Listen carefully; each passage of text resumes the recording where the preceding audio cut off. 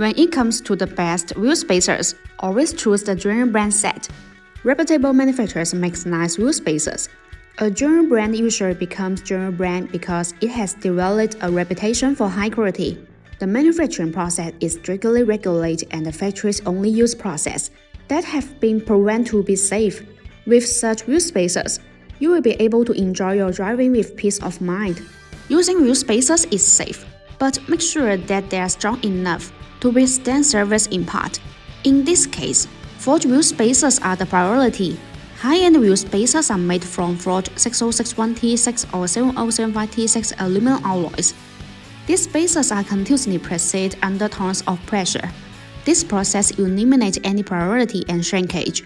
The resulting wheel spacers have a high degree of uniformity in the grain structure, allowing them to withstand more forces without breaking. Being a high-end wheel spacer company, it is sure that the designs are exclusive and geared toward improving performance and aesthetics. The main advantage of the BONOSS wheel spacers is the lightweight plus and the FT cooling. The benefits of the lightweight plus design are that the hollow design is further optimized based on traditional wheel spacers.